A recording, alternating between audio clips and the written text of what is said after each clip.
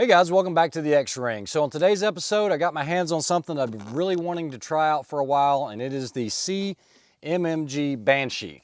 Now this is a pistol. They make it in a couple different configurations. You can get it with just the buffer extension. You can get it with an actual pistol brace, or you can actually get it in an SBR form. What makes this so unique is that it is not a straight blowback design like your typical PCCs in the 9mm.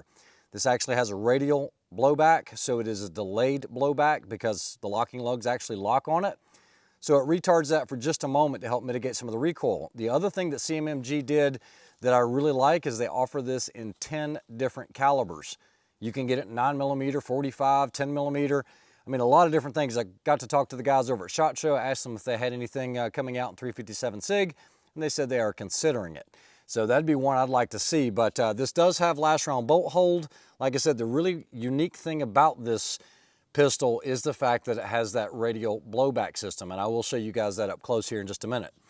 CMMG offers this in 3 different series. You have a 100 series, 200 series, and a 300 series.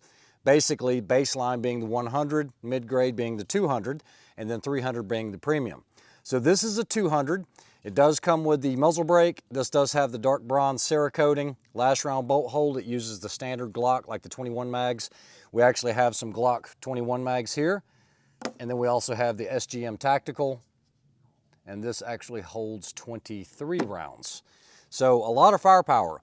There's another thing I want to test with this today, and it is topped off with the primary arms. I can't really talk about the primary arms that's on top of it, but really, really unique red dot.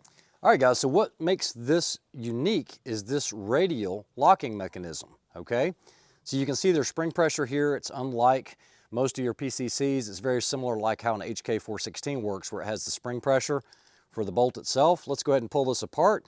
So what I'm gonna do is I'm gonna take out the firing pin retainer. I have to keep pressure on it because there is spring pressure. So let me go ahead and take the firing pin out. And then what we're going to do is we're going to use that little mill cut there to take the cam pin out. To take the cam pin out, so we just basically take the cam pin out like this. And this is what I wanted to show you guys. They actually put the spring on the back side, whereas normally you'll see it on the front of the firing pin, like on the H&Ks. But other than that, the system works like a standard AR. But it does have that lockup where this actually rotates and locks up into the chamber itself. So that's it. That's the biggest difference on the inside of the lower receiver.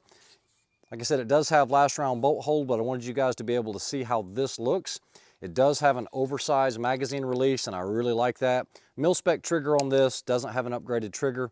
We could drop in something else, but I do like the finish of this. So, you know, I compared another PCC from another manufacturer. I pulled that video because there were so many negatives about the price and this, that, and the other.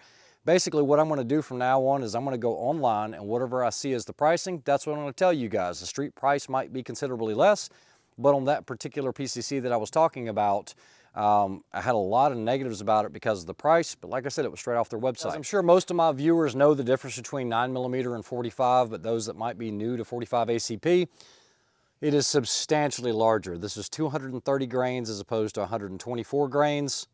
All right, so for today's testing, we're going to be using the Speer Lawman 230 grain round nose, as well as Speer Gold Dot jacketed hollow point 230 grains as well.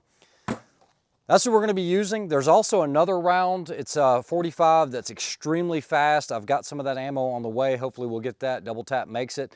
But it's a 45 ACP round that's going to be screaming at about 1,300 to about 1,400 feet per second. So stay tuned for that, but I won't have it for this test. Go ahead and do a 6-shot group using the 230 grain, just the Speer Lawman. And this does have an 8-inch barrel, 1 16-inch twist. I'm not going to take a long time getting the group, but we'll check and see how it does for group to make sure we're at least somewhat close. Top left target.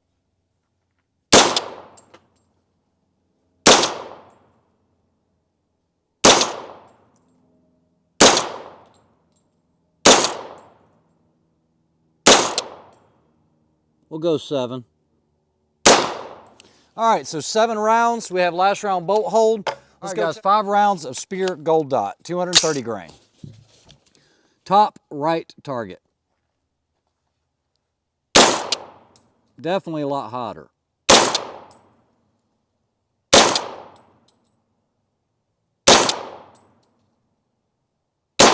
Definitely a much hotter round, but you can tell by the groups, good enough for what we're gonna be doing. We're at 25 yards. I've got 15 steels out there. So what I'm gonna do is I'm gonna start with the plate rack. We'll do the magazine of 12. That'll force me to do a reload. We'll make sure we get locked back, and then I'll switch over to the SGM stick mag, and we'll just start finishing the rest of the steels. All right, so here we go. 12 rounds of just Speer Lawman. One of the things that I noticed about this is the recoil is very, very soft. To me, it feels about the same as a regular PCC in 9mm, especially with that brace on there, especially with that muzzle brake on there. All right, here we go.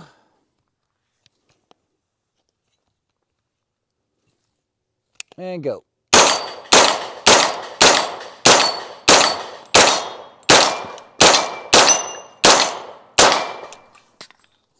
Oh, don't put it in backwards. Okay, we got a jam. Got another one.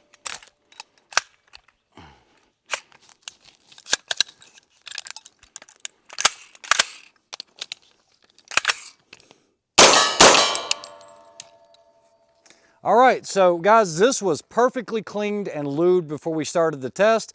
I have to show you when I have a malfunction. Now, this only happened with the SGM Tactical Mag, so maybe it just likes the Glock magazines. Let me load it up and see if we have any issues. Now what we're gonna do is we're gonna have 2 Glock mags. These are factory 13 rounders. Let's do the exact same thing and not use that SGM Tactical. All right, here we go.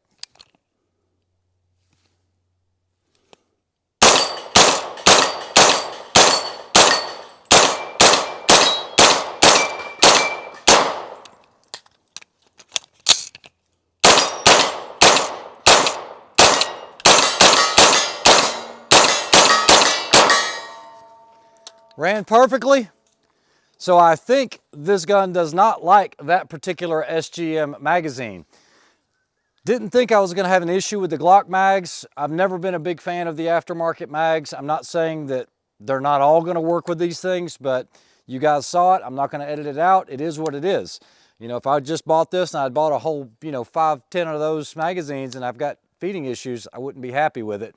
But I think sticking with the factory Glock magazines seems to solve the problem. Great shooting, man. I really like it. There's not a lot of recoil. The one plate gave me a little bit of issues, but everything else has been one for one. Another neat thing about this is this brace. It's called a rip brace. So let's say I need to shoot it. I'm at home. I can insert the mag, rip.